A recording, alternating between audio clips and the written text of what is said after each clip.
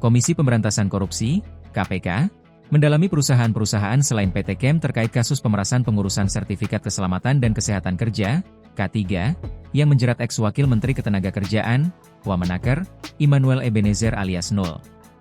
Juru bicara KPK Budi Prasetyo mengatakan, penyidik akan mengusut praktik pemerasan serupa terhadap perusahaan yang diberikan delegasi untuk menerbitkan sertifikat K3 oleh Kemenaker.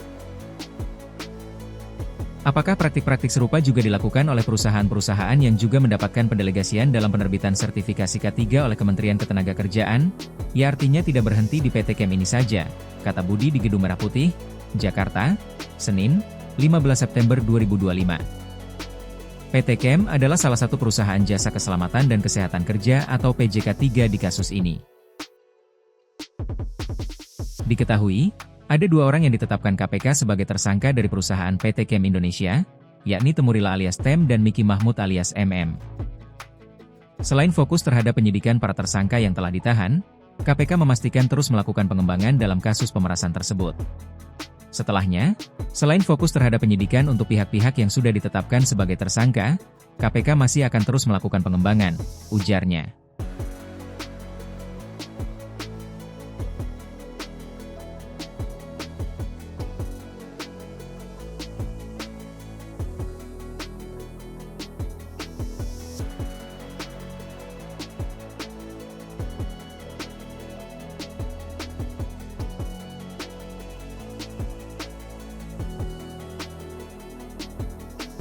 Komisi Pemberantasan Korupsi (KPK) mendalami perusahaan-perusahaan selain PT Kem terkait kasus pemerasan pengurusan Sertifikat Keselamatan dan Kesehatan Kerja (K3) yang menjerat ex-wakil Menteri Ketenagakerjaan Wamenaker, Immanuel Ebenezer alias Nul.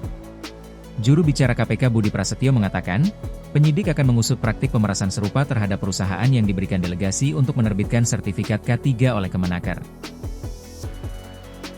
Apakah praktik-praktik serupa juga dilakukan oleh perusahaan-perusahaan yang juga mendapatkan pendelegasian dalam penerbitan sertifikasi K3 oleh Kementerian Ketenagakerjaan?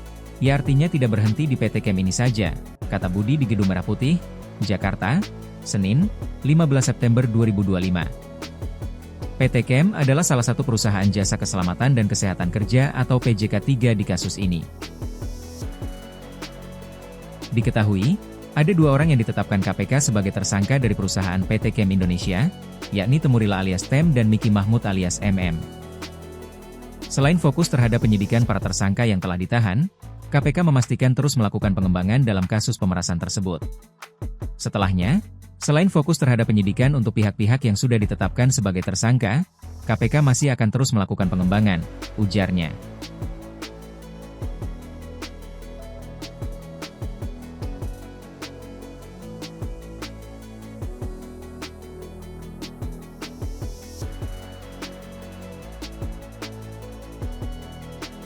Terima kasih telah menonton.